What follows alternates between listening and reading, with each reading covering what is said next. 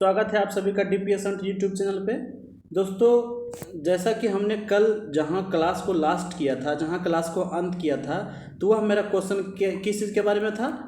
Fire extinguisher के बारे में। ठीक है, फायर एक्सटिंग्यूशर के बारे में बता करके मैंने क्लास को अपना समाप्त किया था, क्योंकि समय अधिक हो रहा था। तो आज के क्लास जो है यहीं से हम क्या करेंगे, शुरू करेंगे और इस चैप्टर को आज क्या करेंगे, ख़त्म करने का प्रयास करेंगे, फिर नेक्स्ट चैप्टर की ओर आगे बढ़ेंगे। ठीक है, तो जो मेरा बच्चा नया है वो क्या करेगा, सबसे पहले चैनल को सब्सक्राइब कर देगा और वीडियो को लाइक कर देगा, शेयर कर देगा। ठीक है, तो इससे ज़्यादा हम क्या बोल सकते हैं बाबू? अगर वीडियो अच्छा लगे तो ज़रूर कर देना, जिससे मेरा सपोर्ट बना रहेगा। तो देखो, आज के क्लास हम क्या करते हैं, स्टार्ट करते हैं पहला क्वेश्चन से, जो आपके सामने आ रहा होगा, देखिएगा। पहला क्वेश्चन मेरे पास है, इनमें से स्वास्थ्य से संबंधित संगठन कौन सा है? देखो, यहाँ पे आप लोग को जो है बहुत सारा शॉर्ट फॉर्म दिख रहा होगा। इसमें 4 ऑप्शन में कुछ चीज़ों का शॉर्ट फॉर्म है, और मेरा क्वेश्चन क्या पूछ रहा है, इनमें से स्वास्थ्य संबंधित संगठन कौन सा है? स्वास्थ्य संबंधित, तो इसका तो नाम हर एक बच्चा के, हर एक स्टूडेंट के ओठों पे होगा। क्यों? क्योंकि हम लोग क्या है, इस दौर से गुजरे हैं जिसमें क्या था, कोविड का दौर था। हम लोग उस दौर का बच्चा है जिसने कोविड को देख चुका है। ठीक ना? तो कोविड में एक संस्था का नाम आप लोग बार बार सुने होंगे, जिसका नाम था क्या?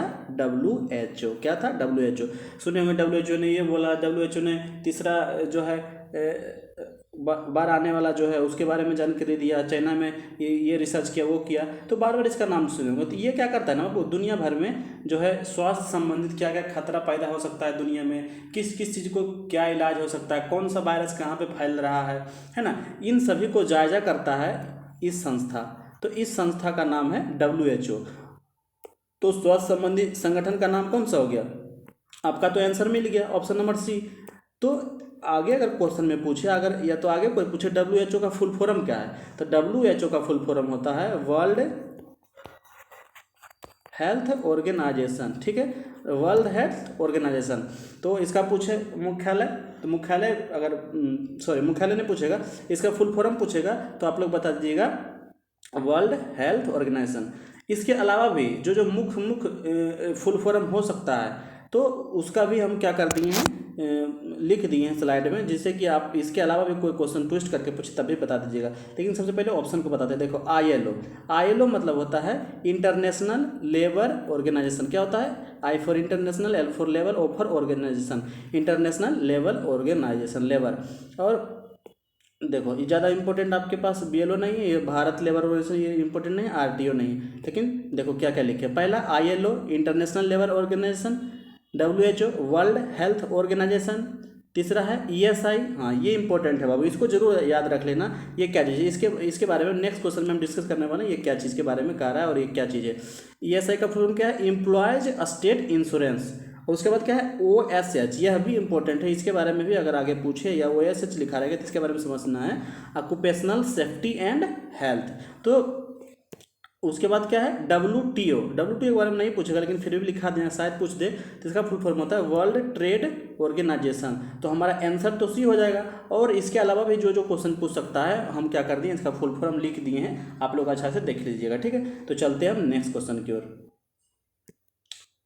नेक्स्ट क्वेश्चन हमारा कह रहा है, क्या कह रहा है? देखो, ILO से तात्पर्य। देखो आगे ना, पिछले जो फुल फॉर्म हम पढ़ा है, पिछले स्लाइड में फुल फॉर्म जो पढ़े हैं, देखे हैं, उसके बारे में फिर से क्वेश्चन आ गया। तो ILO का फुल फॉर्म हिंदी में यहाँ पे लिखा हुआ है, तो हिंदी में देखो, इंग्लिश कर लेना है। क्या बोले थे? ILO का फुल फॉर्म क्या बोले थे? I for international, L for labour, O for organisation. तो इंटरनेशनल का हिंदी क्या होता है? अंतर्राष्ट्रीय। अंतर्राष्ट्रीय इसमें है और इसमें है, तो 2 ऑप्शन तो अपने आप छट गया, A और B। L फॉर होता है लेबर। तो देखिए, विधि है, विधि मतलब कोई नियम होता है, नियम नहीं होगा ना, तो 3 ऑप्शन छट गया। तो I और L का भी जानते हैं, तो देखो हम आंसर क्या कर लिए, फाइंड आउट कर लिए, तीसरा होगा। और संगठन मतलब होता है ऑर्गेनाइजेशन, तो इसका राइट आंसर क्या हो जाएगा? इंटरनेशनल लेबर ऑर्गेनाइजेशन, मतलब D is the right answer. Next question को चलते हैं। नेक्स्ट क्वेश्चन हमारा कह रहा है, WHO का फुल फॉर्म क्या है बाबू? देखो, चिल्ला के गला फाड़ फाड़ के बताएं WHO का फुल फॉर्म, है ना। ये क्या है? एक स्वास्थ्य संबंधित संस्था है, जिसका फुल फॉर्म पूछे तो क्या होगा? World health organisation. देखो यहाँ पे लिख भी दिए हैं, WHO का full form world health organisation होता है। तो इस क्वेश्चन का भी जवाब आप लोग को मिल गया होगा। ठीक है, तो हम चलते हैं नेक्स्ट क्वेश्चन की ओर। नेक्स्ट क्वेश्चन हमारा है, निम्न को मिलाइए। अब क्या क्या मिलाना है भैया? हाँ देखते हैं, यहाँ पे देखो लेफ्ट साइड में 4 ऑप्शन दिया है, राइट साइड में 4 ऑप्शन दिया है, और किसका क्या ऑप्शन होगा उसको हमको मिलाना है। तो कैसे मिलाएंगे, सबके बारे में हम बता चुके हैं, तो आसानी से मिला सकते हैं। सबसे पहले हम WHO को देखेंगे, क्या है WHO, कोई स्वास्थ्य संबंधी संस्था है। तो स्वास्थ्य संबंधी संस्था कहाँ, स्वास्थ्य लिखा हुआ है ऑप्शन नंबर सी में, तो सी वाला तो हमारा ए मिल गया। ठीक है, जो जानते हैं पहले उसको मिलाएंगे, उसके बाद जो नहीं जानते अपने आप पता चल जाएगा। उसके बाद ILO के बारे में भी पढ़ चुके हैं। तो ILO क्या होता है, labour organisation, international labour organisation. तो देखो ए में हमारा मिल गया, ये हो गया। अब बचा OSH, तो OSH के बारे में बोले ना, ये इंपॉर्टेंट चीज़ है। तो इसका भी देखिए क्या बताए थे, ऑक्यूपेशनल सेफ्टी एंड हेल्थ। तो कहाँ पे दिख रहा है सेफ्टी, सेफ्टी मतलब होता है सुरक्षा। देखो सुरक्षा वाला ऑप्शन क्या है, ऑप्शन नंबर डी दिखा रहा है। और गिन चुन के मेरा बचा ESI, तो ESI का फुल फॉर्म हो जाएगा ऑप्शन नंबर बी, जिसका होता है एम्प्लॉयज स्टेट इंश्योरेंस। तो इस प्रकार से चारों का हमारा आंसर मिल गया ना। तो आंसर मिल गया, तो इसको आप लोग क्या करिएगा, याद कर लीजिएगा, क्योंकि ये एग्जाम पॉइंट ऑफ व्यू से इंपॉर्टेंट है। तो आप लोग फिर से आंसर को भी मिला लीजिएगा। और हम क्या करते हैं, नेक्स्ट क्वेश्चन की ओर चलते हैं। नेक्स्ट क्वेश्चन क्या कर रहा है बाबू, कर रहा है इनमें से मनोसामाजिक खतरा क्या है या खतरा कौन सा है। देखो यहाँ पे 4 ऑप्शन दिया है, चारों ऑप्शन में बोल रहा है मनोसामाजिक खतरा। तो पहले जानते हैं खतरा क्या चीज़ होता है, उसके बाद हम लोग जानेंगे कि मनोसामाजिक खतरा क्या होता है। देखो खतरा जो होता है ना, किसी भी चीज़ को अगर हम कहीं भी इंडस्ट्री में जॉब कर रहे हैं, काम कर रहे हैं, तो वहाँ पे ना, हाँ देखो अगर कहीं भी कोई भी ऑर्गेनाइजेशन में काम कर रहे हैं, तो वहाँ पे काम करते वक्त बहुत सारा मशीन होता है ना, बहुत सारा इक्विपमेंट्स वहाँ पे रखा रहता है। तो काम करते समय हो सकता है कोई दुर्घटना हो जाए, तो उस दुर्घटना के कारण कोई अपंग हो जाता है, विकलांग हो जाता है, या पूर्ण रूप से डेड हो जाता है। तो इस प्रकार के घटना को हम क्या कहते हैं, खतरा। क्या कहते हैं, खतरा। खतरा को लिखल रहेगा हजार्ड। हजार्ड मतलब होता है खतरा। ऑक्यूपेशनल सेफ्टी एंड हजार्ड मतलब होता है व्यावसायिक सुरक्षा एवं खतरा। तो ये हमारा इसका मतलब होता है खतरा। अगर कहीं भी कुछ काम कर रहे हैं, तो काम करने के दौरान कुछ मेरे अंदर कोई इशू आ गया, बीमार पड़ गए हैं, या कुछ अपंग टाइप का कुछ चोट घाट लग गया, तो इसे हम खतरा कहते हैं। तो खतरा ना बाबू, खतरा को जो है बहुत प्रकार में बांटा गया है कि किस किस प्रकार से खतरा को हम डिवाइड कर सकते हैं, या तो किस प्रकार का खतरा हमारे इंडस्ट्री में अवेलेबल है। तो उसको क्या कर दिए हैं, एक सिस्टमेटिक वे से बांट दिए हैं।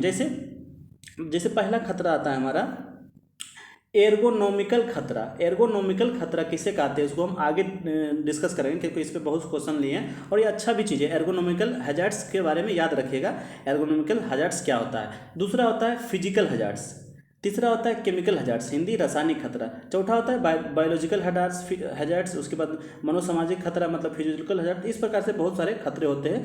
तो यहाँ पे ना पूछ रहा है मनोसामाजिक, तो मनोसामाजिक क्या होता है ना बाबू, मनोसामाजिक उस प्रकार के खतरों को कहते हैं जिसमें ना हम क्या कर रहे हैं, काम कर रहे हैं। ठीक, मान लो कोई भी इंडस्ट्री में काम कर रहे हैं, तो काम क्या करेगा, 8 घंटा काम, 8 घंटे के लिए हमको रखेगा, और कभी कभी बोलेगा कि आप ओवर टाइम करो। तो मेरा बॉडी जो है 8 घंटा के लिए परफेक्ट है काम करने के लिए, क्योंकि आदत बन चुका है। जब 8 घंटा की जगह 12 घंटा जिस दिन काम करना पड़ेगा, तो उस दिन क्या होगा, थकान महसूस होगा, और या तो हो सकता है काम करने में मन नहीं लगे, संतुष्टि नहीं मिले। तो इस प्रकार से क्या होगा, हमें प्रॉब्लम आएगा। तो इस प्रकार का जब खतरा आता है, तो उसे कहते हैं मनोसामाजिक खतरा, है ना, क्योंकि समय से ज़्यादा काम कराया गया और कुछ और इश्यू हो गया। तो यहाँ पे जो ऑप्शन देखो है हमारा कार्य संतुष्टि का अभाव, मतलब कार्य में संतुष्टि हमको नहीं मिल रहा है। तो इसका आंसर ये हो जाएगा। ठीक है, ये इज द करेक्ट आंसर। विकिरण संबंधी खतरा ये अलग टाइप का खतरा है, रसायनों का खतरा ये अलग टाइप का खतरा है, परजीवियों द्वारा खतरा इसे हम कहते हैं बायोलॉजिकल हैजार्ड्स, इसे केमिकल हैजार्ड, इसे रेडिएशन हैजार्ड। तो ये नहीं होगा, हमारा आंसर ये होगा। लेकिन ये तो हुआ, लेकिन इसके अलावा भी जितने प्रकार के खतरा होते हैं उसके बारे में भी डिस्कस करेंगे। तो इसका आंसर क्या हो जाएगा, इज द करेक्ट आंसर। देखो खतरा कितने प्रकार के होता है उसको हम नेक्स्ट स्लाइड में लिए। खतरा किसे कहते हैं बाबू, कार्यस्थल पर कर्मचारियों की सुरक्षा एवं स्वास्थ्य से संबंधित खतरे व्यवसाय के खतरे के श्रेणी में आता है। मतलब जहाँ पे कर रहे हैं कार्य, वहाँ पे स्वास्थ्य से संबंधित कोई भी खतरा होता है, तो उसमें क्या कहते हैं, ऑक्यूपेशनल हैजार्ड्स, व्यावसायिक खतरे।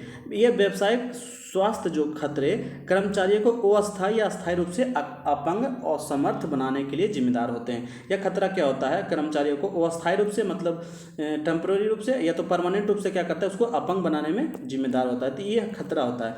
अब खतरा देखो, कर्मियों के स्वास्थ्य पर उनके कार्यस्थल के अनुसार पड़ने वाले प्रतिकूल प्रभाव को सामान्य निम्न शीर्षकों के अंतर्गत रखा गया है। मतलब जितने प्रकार के खतरा होता है ना, उसे निम्न शीर्षकों के अंदर रखा गया है, जो इस प्रकार से। पहला आपको दिख रहा होगा एर्गोनॉमिकल हैजार्ड्स, ये बहुत इंपॉर्टेंट है।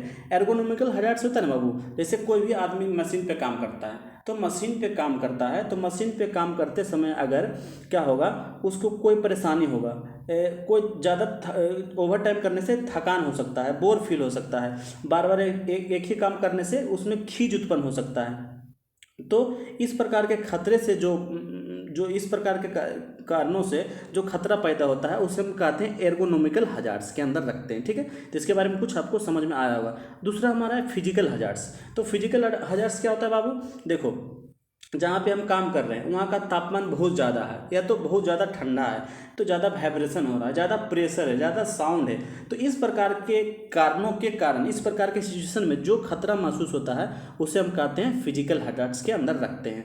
नेक्स्ट हमारा है केमिकल हजार्ड्स। तो केमिकल हजार्ड्स में जैसे बहुत केमिकल का वहाँ पे यूज हो रहा है, रसायन का यूज हो रहा है, जिससे त्वचा, श्वसन अथवा पाचन तंत्र के द्वारा शरीर में प्रविष्ट होकर अनेक प्रकार की बीमारियां उत्पन्न कर देती है। तो इस प्रकार के जब खतरा पैदा होते हैं तो उसे हम कहते हैं केमिकल हजार्ड्स। ठीक है, इसे कहते हैं हम केमिकल हजार्ड्स। नेक्स्ट हमारा जो आता है चौथा वाला, देखो बायोलॉजिकल हजार्ड्स। तो बायोलॉजिकल हजार्ड्स क्या होता है ना बाबू, इसमें जैसे कोई भी चीज़ सड़ रहा है, गल रहा है, कोई बायोलॉजिकल पदार्थ है, वो सड़ने गलने के कारण जो हमारा खतरा होता है, जो बीमारी फैलती है, उसको हम कहते हैं बायोलॉजिकल हजार्ड्स। नेक्स्ट हमारा है मनोसामाजिक हजार्ड्स। तो मनोसामाजिक हजार्ड्स क्या होता है, देखो मनोसामाजिक खतरा क्या होता है ना, कि हम बताएं ना मनोसामाजिक खतरा के बारे में, जो पहला क्वेश्चन आया था उसमें क्या होता है कि अगर हम जो है ओवर ड्यूटी कर लेते हैं, मतलब शिफ्ट बाय ड्यूटी हमारा 8-8 घंटा का 12 घंटा काम करवा लेता है, कम पैसा देता है, कार्य जहाँ पे कर रहे हैं वहाँ की स्थिति बिल्कुल विपरीत है, मेरे अनुकूल नहीं है, कार्य कर रहे हैं लेकिन संतुष्टि हमको नहीं हो रहा है, तो इस प्रकार के खतरा को हम कहते हैं, इस प्रकार के कारण जो भी खतरा पैदा होता है उसे हम कहते हैं मनोसामाजिक खतरा, या तो इंग्लिश में इसे कहते हैं फिजियोलॉजिकल हजार्ड्स। तो उम्मीद करते हैं कि इस प्रकार के खतरे से रिलेटेड आगे कोई भी क्वेश्चन बने तो आप लोग जरूर जवाब दीजिएगा, और नहीं समझ में आए तो वीडियो को पीछे करके 1-2 बार देखिएगा तो जरूर समझ में आएगा, क्योंकि ये सब थोड़ा सा कंसंट्रेशन वाला चीज़ है और यूनिक चीज़ है आप लोग के लिए, इसलिए थोड़ा ध्यान तो देना पड़ेगा। नेक्स्ट हमारा देखिए छठा नंबर का है रेडिएशन हजार्ड्स। क्या है, रेडिएशन। देखो इसमें क्या होता है, बहुत सारा जो हमारे इंडस्ट्री में इंस्ट्रूमेंट यूज होता है, जिससे एक्सरे निकलता है, एक्सरे, पराबैंगनी किरणें, अल्ट्रावायलेट रे आदि निकलता है, जिसके संपर्क में आने के कारण बहुत प्रकार की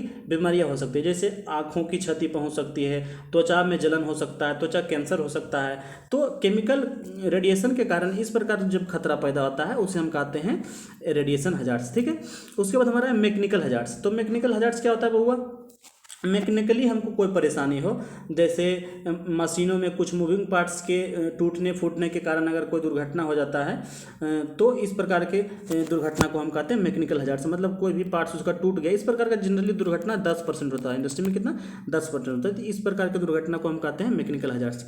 नेक्स्ट हमारा है इलेक्ट्रिकल हजार्ड्स। तो इलेक्ट्रिकल हजार्ड्स तो आप लोग सब समझ गए होंगे, जैसे कहीं भी कटा हुआ तार है बिजली का, उसके कारण शॉर्ट सर्किट हो गया, कहीं कोई खराब उपकरण रखा हुआ है उसके कारण कुछ इशू हो गया।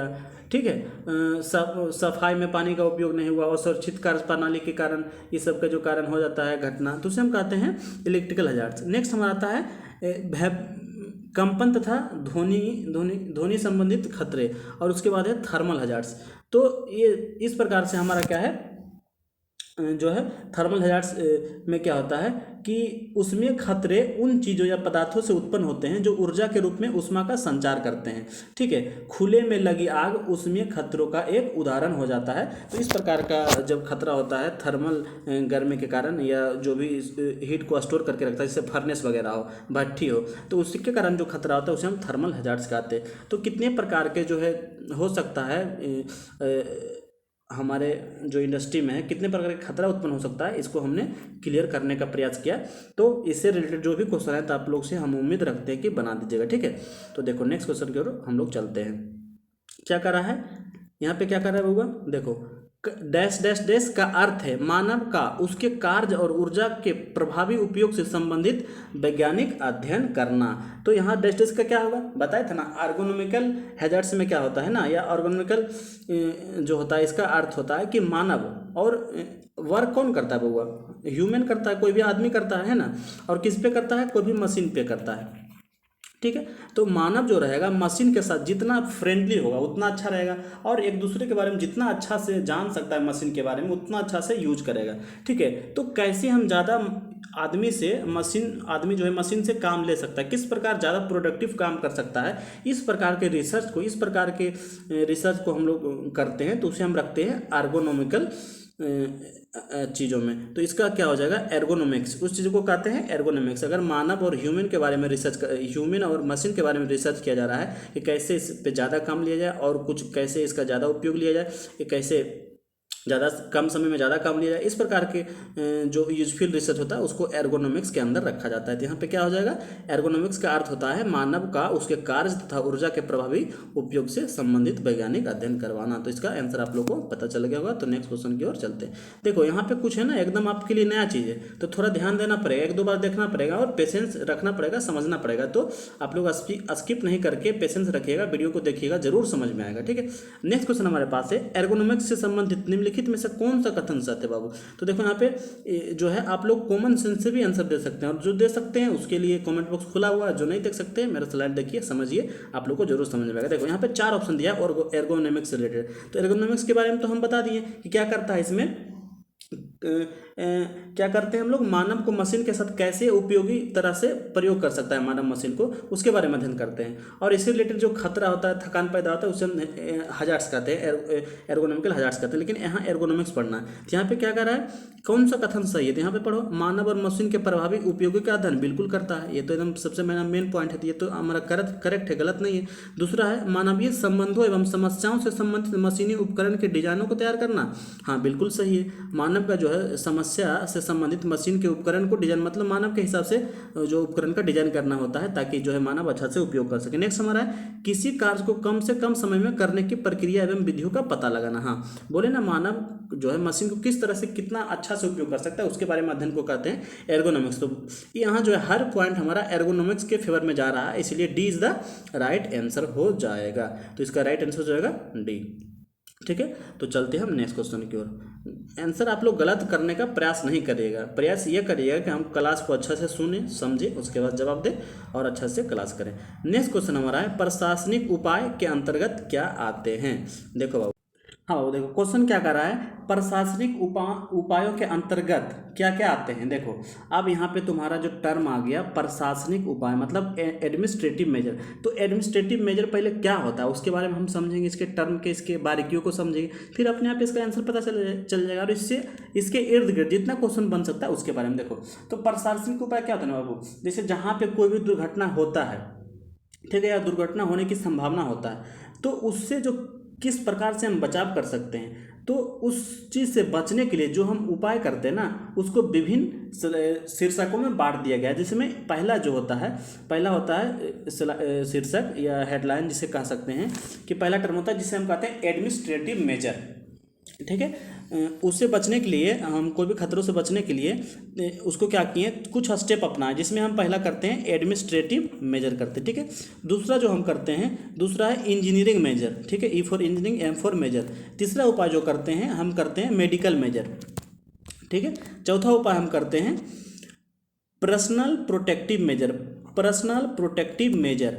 लास्ट में हम पांचवा उपाय करते हैं legal measure, LEGL legal measure, M for measure. तो इस प्रकार से 5 उपाय के कारण देखते हैं कि हमारा जो है सुरक्षा में बहुत ज़्यादा क्या हुआ, दुरुस्ती आया और दुर्घटना में बहुत ज़्यादा कमी आ जाता है, इसको एडॉप्ट करने के बाद, इसको अपनाने के बाद। अब हम बताते हैं एडमिनिस्ट्रेटिव चीज़ होता क्या है। इसमें ना बाबू, इसमें हम क्या करते हैं, ये हम इंश्योर करते हैं, ये पता करते हैं कि हमारा जो कर्मचारी है उसको सही से सुरक्षा मिल रहा है कि नहीं, जहाँ पे वो काम कर रहा है वहाँ का सिचुएशन सही है कि नहीं, इन्वायरमेंट उसके अनुकूल है कि नहीं, वहाँ का जो है कार्यस्थल सुरक्षित है कि नहीं, अच्छा से सब कुछ काम कर रहा है कि नहीं। तो इस प्रकार का चीज़ों को हम देखते हैं एडमिनिस्ट्रेटिव मेजर के अंतर्गत देखते हैं। ठीक है। और नेक्स्ट हमारा है इंजीनियरिंग मेजर्स। तो इंजीनियरिंग मेजर्स में हम क्या करते हैं ना, वो वहाँ जहाँ पे हम काम कर रहे हैं वहाँ का जो है समय समय पे मशीनों को जांच हो रहा है कि नहीं, वहाँ सुरक्षा अलार्म सही तरीके से काम कर रहा है कि नहीं, वहाँ धुआं तो नहीं आ रहा है, वहाँ क्या लाइट सही से आ रहा है कि नहीं, वहाँ अगर कोई दुर्घटना होता है तो क्या आपातकालीन खिड़की, आपातकालीन गेट है कि नहीं निकलने के लिए। तो इस तरह का जो है चीज़ों को हम इंजीनियरिंग मेजर के अंदर पढ़ते हैं।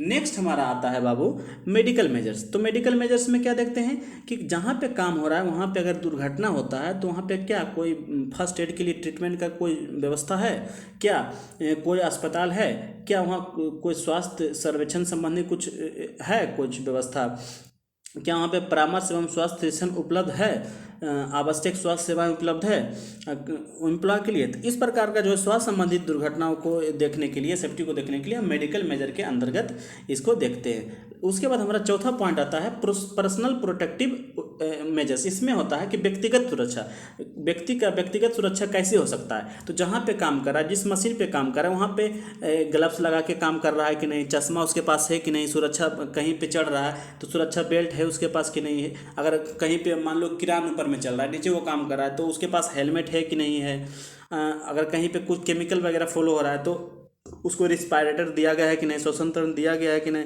तो इस प्रकार की चीज़ों को हम कहाँ पे देखते हैं, पर्सनल प्रोटेक्टिव इक्विपमेंट्स या मेजर्स के अंदर।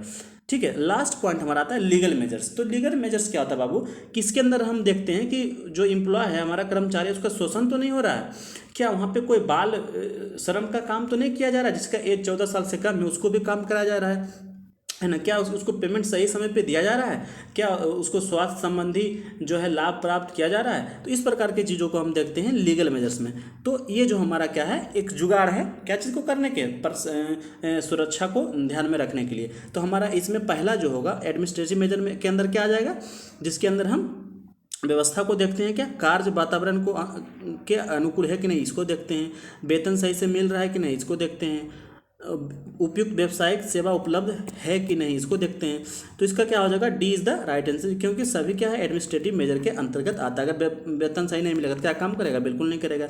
इसको एडमिनिस्ट्रेटिव मेजर्स में देखा जाएगा, वातावरण उसके अनुकूल होना चाहिए, ठीक है, और उपयुक्त व्यावसायिक सेवा भी उपलब्ध होना चाहिए। इस प्रकार से एडमिनिस्ट्रेटिव मेजर के बारे में तो आप जान गए, इसका आंसर तो दे दिए। इसके अलावा भी जितने प्रकार के मेजर्स हो सकते हैं, इंजीनियरिंग मेजर्स में क्या है, मेडिकल मेजर्स में क्या है, पर्सनल प्रोटेक्टिव में क्या करना पड़ता है, लीगल मेजर्स में क्या होता है, इसके बारे में भी आप लोग जान चुके होंगे। जैसे हम क्या करते हैं, इसको हम एक स्लाइड के माध्यम से समझने का प्रयास करते हैं। क्या कर रहा है, कार्यस्थल पर सुरक्षा का अर्थ क्या होता है, उन सभी उपायों से जिनके द्वारा कर्मचारी अथवा श्रमिकों के शारीरिक, मानसिक एवं सामाजिक सुरक्षा प्रदान की जा सकती है।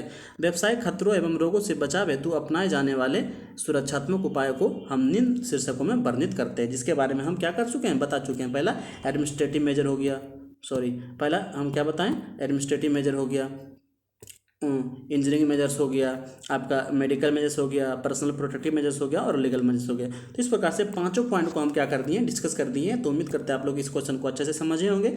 तो इसके रिगार्डिंग इर्द गिर्द कोई भी क्वेश्चन आएगा तो आप लोग बना दीजिएगा। तो चलिए नेक्स्ट क्वेश्चन की ओर चलते हैं। नेक्स्ट क्वेश्चन हमारा बाबू है अच्छे पर्यवेक्षक प्रणाली अंतर्गत आता है। तो अच्छे पर्यवेक्षक प्रणाली किसके अंतर्गत आता है, अभी पूछे ना, समझे ना क्या चीज़ के बारे में पढ़े थे, अभी ऑप्शन बताए थे, प्रशासनिक उपाय के अंदर, मतलब एडमिनिस्ट्रेटिव मेजर के अंदर आता है क्या, अच्छे पर्यवेक्षक प्रणाली। ठीक है, तो इसका आंसर हो जाएगा प्रशासनिक उपाय, या तो इंग्लिश में बोले तो एडमिनिस्ट्रेटिव मेजर। तो चलो नेक्स्ट क्वेश्चन की ओर चलते हैं। नेक्स्ट क्वेश्चन हमारा है व्यावसायिक स्वास्थ्य सभी व्यवसायों में श्रमिकों को डैश डैश एवं स्तर की सर्वोच्च देखभाल तथा संवर्धन करना है।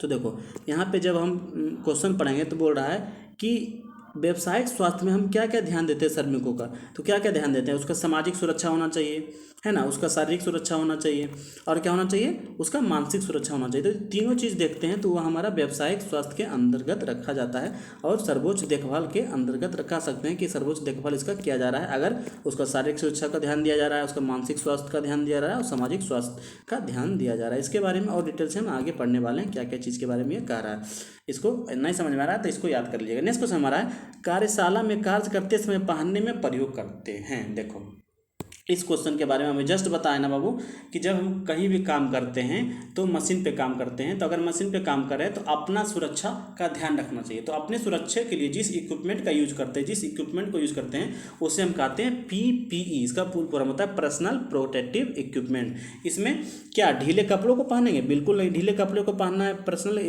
प्रोटेक्टिव मेजर्स में आ ही नहीं सकता है, क्योंकि ढीले कपड़े पहनेंगे, मशीन पे काम कर रहे हैं, माला मोती पहन के काम कर रहे हैं, बेल्ट घड़ी पहन के काम कर रहे हैं, चमोटी पहन के बड़ा बड़ा बाल है, तो यहाँ पे क्या हो सकता है, हमको दुर्घटना का सामना करना पड़ सकता है। टाई मफलर का चप्पल बिल्कुल भी नहीं, ये सब अलाउ नहीं है। हाथों में घड़ी अंगूठी एकदम नहीं है, ये सब प्रोटेक्टिव मेजर नहीं है। तो हमारा क्या है, जूते पहन के काम करो, चश्मा पहन के काम करो, एप्रोन पहन के काम करो, तो ये हमारा जो है सही उपाय दिख रहा है। तो ये हमारा क्या है, पर्सनल प्रोटेक्टिव के अंतर्गत आता है। अब इस क्वेश्चन के कारण हम इसके अलावा हम जान सकेंगे कि कितने प्रकार के सेफ्टी हो सकते हैं। देखो बाबू, सेफ्टी जो होता है ना, सेफ्टी हमारा 3 प्रकार का होता है। पहला जो होता है सेल्फ सेफ्टी, क्या होता है, सेल्फ सेफ्टी।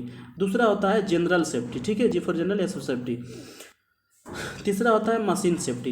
तो मशीन सेफ्टी में मशीनों को ध्यान रखना होता है। जनरल सेफ्टी में ये ध्यान रखना होता है कि मतलब कोई भी कटिंग टूल है और मान लो मेजरिंग टूल है, उसको साथ साथ ना रखें। मशीनों में तेल है कि नहीं, ग्रीस है कि नहीं, कहीं पे कोई तार टूटा फूटा नहीं है बिजली वाला। और सेल्फ में खुद का ध्यान रखते हैं कि ग्लव्स है कि नहीं, मास्क है कि नहीं। इस प्रकार के 3 प्रकार के सेफ्टी के अंदर सभी चीज़ों को रख दिया जाता है। तो देखो है ना, टाइप्स ऑफ सेफ्टी को हम लिख भी दिए हैं। सेफ्टी 3 प्रकार के, self safety, general safety, machine safety. तो इस प्रकार से जो हमारा है सेल्फ सेफ्टी में जो है जूते पहनना होता है, और जो भी इक्विपमेंट्स है, बाल अधिक लंबे नहीं रखना होता है, चश्मा वगैरह पहनना होता है, और जो भी ज़रूरत हो सकता है खुद को के सेफ्टी के लिए हमारे जो है पर्सनल सेफ्टी या सेल्फ सेफ्टी के अंतर्गत रखते हैं, ये हम बता दिए हैं। दूसरा जनरल सेफ्टी के बारे में बताएं, तो उसमें बताएं ना कि कहीं पे धूम्रपान नहीं करना चाहिए, और कटने वाला औजार को अलग रखना चाहिए, उचित प्रकार के जो है हैंड टूल्स का यूज़ करना चाहिए, और डंगरी जिसे एप्रोन कहते हैं उसको पहन के काम करना चाहिए। कहीं भी चलती मशीन में कुछ उसको गियर वर्क चेंज नहीं करना चाहिए। तेल ग्रीस कहीं पे चलते मशीनों पे नहीं लगाना चाहिए। ये सब हमारा जो है जनरल सेफ्टी के अंतर्गत आ गया, जो सामान सेफ्टी है। और तीसरा मशीन सेफ्टी है। तो मशीन सेफ्टी में हम क्या करेंगे, मशीनों का ध्यान रखेंगे, कोई भी चलती मशीन को छेड़छाड़ नहीं करेंगे, मशीन को कभी भी हाथ से नहीं रोकेंगे, है ना। ग्राइंडिंग व्हील पे काम करेंगे तो गॉगल्स पहन के काम करेंगे। तो ये सभी हमारा जो है मशीन सेफ्टी के अंतर्गत है। तो इसका आंसर तो क्या हो जाएगा, ऑप्शन नंबर डी, क्योंकि ये पर्सनल सेफ्टी के बारे में बोला है, मतलब सेल्फ सेफ्टी का क्वेश्चन है, ठीक है। तो इससे रिलेटेड भी आ जाए, जनरल सेफ्टी का क्वेश्चन आ जाए, मशीन सेफ्टी का क्वेश्चन आए, तो आप लोग आराम से बना लीजिएगा। तो इसका आंसर होगा D is the right answer. तो चलिए हम नेक्स्ट क्वेश्चन को चलते हैं। नेक्स्ट क्वेश्चन हमारा कह रहा है, धीरे धीरे उत्पन्न होने वाले व्यावसायिक खतरों के अंतर्गत निम्नलिखित में से किसको शामिल किए हैं।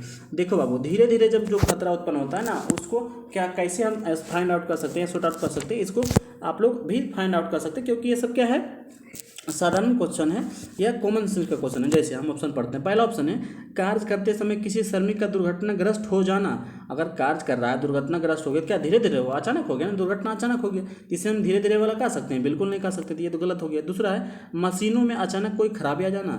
मशीनों में जब अचानक ही लिख दिया सब, तो अचानक हुआ तो धीरे धीरे कहाँ हुआ, ये भी गलत हो गया, ये हो ही नहीं सकता है, अचानक वाला हो गया। तीसरा है, एक्सरे मशीन कर्मचारियों का विकिरण के प्रभाव में कार्य करते हुए कैंसर रोग से ग्रसित। हाँ देखिए, ये आपका सही ऑप्शन लग रहा है। क्यों? क्योंकि जब भी हम कोई भी रेडिएशन से ग्रसित होते हैं तो अचानक नहीं होती, धीरे धीरे कैंसर को फैलाता है, रेडिएशन फैलते जाता है, शरीर में फैलते जाता है, और एक दिन क्या करता है, कैंसर से ग्रसित हो जाते हैं और आदमी का मौत हो जाता है। तो हमारा जो है ऑप्शन सी राइट हो जाना चाहिए। उपरोक्त में से कोई नहीं, उपरोक्त में से कोई नहीं होगा, ये सी होगा, जो कि हमको सही लग रहा है। तो इसका आंसर क्या होना चाहिए, सी। तो ये कॉमन सेंस का क्वेश्चन है ना, देखो सी इज द राइट आंसर। तो इस प्रकार का आप कुछ क्वेश्चन को खुद से भी जवाब देने का प्रयास करिएगा, ठीक है। तो चलते हैं नेक्स्ट क्वेश्चन की ओर। नेक्स्ट क्वेश्चन हमारा क्या कर रहा है बाबू, कह रहा है, कर्मचारी राज्य बीमा निगम, यानी इसका फुल फॉर्म इंग्लिश होता है एम्प्लॉयज स्टेट इंश्योरेंस कॉर्पोरेशन का मुख्यालय कहाँ है। तो पहले मुख्यालय जानने से पहले हम जानते हैं ये है क्या चीज़, ये है क्या चीज़, उसके बाद हम ये है क्या चीज़ बाबू, इसके बारे में पहले बता देते हैं। तो इसका शॉर्ट फॉर्म होता है ना, जो कि हम पहले ही क्वेश्चन में बताए थे जब फुल फॉर्म लिखे थे, कि इसको याद रखिएगा, बहुत इंपॉर्टेंट है। इसका शॉर्ट फॉर्म होता है ESI, एम्प्लॉय स्टेट इंश्योरेंस। तो ये जो है भारत सरकार द्वारा 1948 में लाया गया। और क्यों लाया गया बाबू, इसलिए लाया गया क्योंकि जब हमारे जो है देश में इंडस्ट्रियल क्रांति हुआ था, औद्योगिक क्रांति हुआ था, उस समय जब टेक्निकल व्यक्तियों का ज़रूरत था इंडस्ट्री में, तो दोनों के बीच में क्या हो रहा था, कुछ मामला गड़बड़ होता हो सकता है, ज़्यादा शोषण उसको कर रहा था, बीमारी हो रहा था फिर भी उसको काम करा रहा था, बुखार हो रहा था फिर भी छुट्टी नहीं दे रहा था। तो इन चीज़ों को देखते हुए भारत सरकार ने बहुत सारे एक्ट लाया, जिसमें एक ESI है, जिसको हम जानते हैं एम्प्लॉय स्टेट इंश्योरेंस एक्ट के अंतर्गत, जो कि 1948 में रखा गया।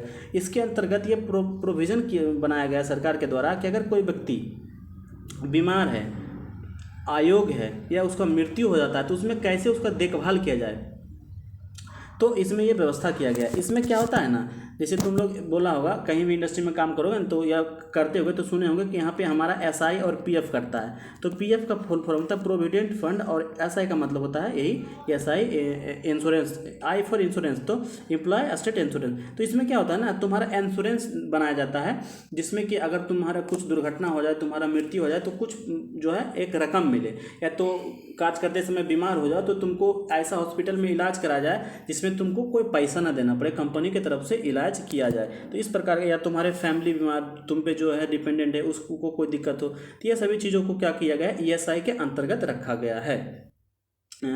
अच्छा, अगर कोई बीमारी हो या तो कोई तुम्हारा आश्रित हो, है ना, या तो मर गया तो उसका जो है अंत्येष्टि कार्यक्रम के लिए, तुम बीमार हो चिकित्सा के लिए, अयोग्य हो गए हो अपंग होने के कारण, तो इस प्रकार की चीज़ों को हम इसके अंतर्गत रखे हैं। तो इसका मुख्यालय जो है ना न्यू दिल्ली में, कहाँ है, न्यू दिल्ली में, ठीक है। तो इसको याद रखिएगा, आगे क्वेश्चन आएगा तो डिस्कस करेंगे। तो न्यू दिल्ली इसका राइट आंसर होगा। आप देखो इसका जो नेक्स्ट क्वेश्चन आएगा उससे हम क्या करेंगे, हम पूरा चीज़ों को पढ़ेंगे। देखो यहाँ पे ना मेन जो एक्ट है लाया गया है उसके बारे में हम लोग पढ़ते हैं। पहला जो हमारा एक्ट लाया गया था ना, कारखाना अधिनियम, जिसको हम कहते हैं फैक्ट्री एक्ट, जो कि 1948 में लाया गया था। इसका काम था कि कोई भी इंडस्ट्री में वर्कर जो काम कर रहा है उसको हर चीज़ समुचित रूप से जो है काम कराया जा रहा है कि नहीं, एम्प्लॉय इसका शोषण तो नहीं कर रहा है, क्या उसको 8 घंटे से ज़्यादा तो काम नहीं कराया जा रहा है, क्या उसको सही वेतन नहीं दिया जा रहा है। तो इस प्रकार की चीज़ों को लाने के लिए बहुत प्रकार के एक्ट भारत सरकार ने लाए, उसमें जिसमें फैक्ट्री एक्ट है।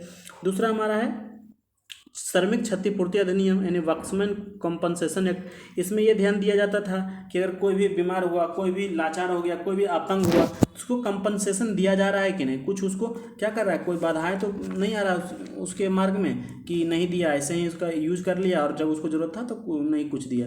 उसके बाद ईएसआई, देखो है ना, ईएसआई 1948 में लगे थे, जिसके बारे में बता चुके हैं। नेक्स्ट हमारा है देखो कर्मचारी भविष्य निधि कोष। इसमें जो ना तुम लोग सुने होंगे कि हमारा इतना % पीएफ कटता है। तो पीएफ कटने का मतलब होता है कि तुम्हारा जो है वेतन का कुछ हिस्सा पीएफ फंड में जाता है, जो जिसका यूज़ तुम कब तब करते हो, जब तुम रिटायर हो जाते हो, तुम बूढ़े हो जाते हो, तो उस समय तुम्हारे पास कुछ ना कुछ पैसा होना चाहिए ना जीविकोपार्जन के लिए। तो उसी के लिए हम पीएफ को जो है इसका लाया गया यह नियम को, इसको हम जानते हैं employees provident fund and gratuity act 1952। और कब लाया गया इसको भी ध्यान में रखिएगा, ताकि ये इसका भी क्वेश्चन है तो बना लीजिएगा। जैसे फैक्ट्री एक्ट 1948 में है, और ईएसआई 1948 में है, और ये तुम्हारा वर्कमैन कंपनसेशन 1927 में आया, और पीएफ वाला 1952 में है। उसी प्रकार जो है पेमेंट वेजेज एक्ट 1936 में है, अप्रेंटिस एक्ट जो कि सब लड़का करता होगा, आईटीआई किया उसके बाद हम अप्रेंटिस करेंगे। तो अप्रेंटिस क्यों लाया गया, ये क्या एक्ट है, यह जो है 1961 में लाया गया था। इस प्रकार से इंपॉर्टेंट प्रसूति अधिनियम 1948 से, और जो भी सभी को हम लिख दिए, जो भी पढ़ना चाहता है यहाँ से देख सकता है कि कितने प्रकार के एक्ट भारत सरकार द्वारा एम्प्लॉय के हितों में लाया गया है। तो चलते हैं हम नेक्स्ट क्वेश्चन की ओर। नेक्स्ट क्वेश्चन हमारा है निम्नलिखित में से कौन सा कर्मचारी बीमा अधिनियम का प्रावधान नहीं है। अभी न पढ़े बाबू, अभी हम पढ़े हैं कि ईएसआई क्या क्या चीज़ करवाता है। तो ईएसआई में क्या बोले थे कि मातृत्व लाभ को देता है, हाँ देता है, रुगंता लाभ इसको भी देता है, वार्षिक छुट्टियाँ नहीं, इससे रिलेटेड उसका कोई भी प्रावधान है, चिकित्सा लाभ हाँ ये सब देता है। देखो मातृत्व लाभ होता है कि अगर कोई भी महिला माँ बनने वाली है, तो माँ बनने वाली तो उसको एक समुचित जो है 2-3 सप्ताह का छुट्टी होना चाहिए, ताकि उसके अंदर अपना जो है जो भी प्रक्रिया होता है वो हो सके, और उस समय उसको नहीं भी काम करे तब भी उसको क्या करे वेतन मिलते रहे। दूसरा है रुगंता लाभ, या कोई भी बीमारी से ग्रसित हो जाए, तो बीमारी से ग्रसित हो तो उस समय अगर वो काम ना करे, कहीं हॉस्पिटल में भर्ती हो, तो उसको फिर भी उसको वेतन मिलता रहे। और चिकित्सा लाभ, कहीं बीमार हो तो उसको जो पैसा लगे उसको कंपनी द्वारा प्रोवाइड किया जाए। तो इस प्रकार के एक्ट को किसके अंदर रखा गया है, चीज़ों को ईएसआई के अंदर, एम्प्लॉय स्टेट इंश्योरेंस एक्ट के अंदर। तो क्या नहीं है, वार्षिक छुट्टियों का उसमें कोई भी जिक्र नहीं है। तो इसका आंसर क्या हो जाएगा, option number C is the right answer. तो C is the right answer हो जाएगा आपका, तो ये वाला राइट आंसर होगा। तो चलो नेक्स्ट क्वेश्चन कर चलते हैं। आज का क्लास थोड़ा सा बोर फील होगा क्योंकि ऐसा ही चैप्टर है, तो हम क्या करें, आप लोग को तो पढ़ना ही पड़ेगा, थोड़ा सा याद करना ही पड़ेगा। नेक्स्ट क्वेश्चन हमारा है श्रमिक क्षतिपूर्ति अधिनियम यानी वर्कमैन कंपनसेशन एक्ट कब लागू हुआ। देखो बाबू, अभी जो पिछला स्लाइड में पढ़ा है उसमें सबके बारे में लिख दिए, सबका डेट लिख दिए, फिर भी हम बता देते हैं। वर्कमैन कंपनसेशन एक्ट जो है ना, पूछेगा कब लाया गया था, तो बताइएगा 1923 1923 में। अगर ये पूछे कि कब लागू किया गया था, यहाँ लागू किया गया पूछ रहा है, तो लागू किया गया था 1 जुलाई 1924 में। तो दोनों क्वेश्चन अलग अलग प्रकार का है। एक्ट कब लाया गया था, अधिनियम कब लाया गया था, तो 1927 में, और लागू कब हुआ पूरा देश में, तो 1924 में 1 जुलाई को। तो इसका राइट आंसर हो गया 1 जुलाई, जुलाई 1924। तो यहाँ पे डाल दीजिएगा जुलाई 1924। अगर पूछेगा एक्ट कब लाया गया था, तो 1927 मार दीजिएगा आंसर, ठीक है। तो चलते नेक्स्ट क्वेश्चन की। नेक्स्ट क्वेश्चन हमारा क्या रहा हुआ, औद्योगिक श्रमिकों के लिए कर्मचारी पेंशन योजना कब शुरू किया गया। तो इसको आपको याद ही रखना पड़ेगा, ये डेट है, तो डेट को याद रखने के अलावा कोई भी ऑप्शन नहीं है। जैसे हमको पेंशन मिलता है, ठीक है, या जो भी रिटायर होता है ना व्यक्ति जॉब करने के बाद, उसको कुछ पेंशन लाया जाता है। तो पहले ये प्रावधान नहीं था पेंशन का, तो वह प्रावधान कब लाया गया, उसका डेट पूछ रहा है। तो वह प्रावधान आपका लाया गया है 16 नवंबर 1995 को। तो इसको डेट को याद रखना है कि इससे रिलेटेड अगर क्वेश्चन पूछे तो आप लोग को जवाब दे देना है। नेक्स्ट क्वेश्चन हमारा है क्या है, देखो नेक्स्ट क्वेश्चन है विभिन्न अधिनियमों को उनके लागू किए गए वर्ष से मिलाइए। अब देखो बहुत प्रकार के अधिनियम दिया गया है, मतलब 4 प्रकार का, उसको क्या करना है, यहाँ से मिलान करना है। तो आप लोग मिलान करिए, क्योंकि पिछला स्लाइड में सभी के बारे में हम जानकारी दे दिए हैं।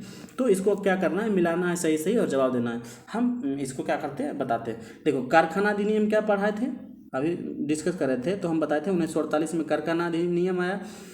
कब, 1948 में। नेक्स्ट हम पढ़ रहे थे अभी अप्रेंटिस एक्ट कब आया है, 1961 में।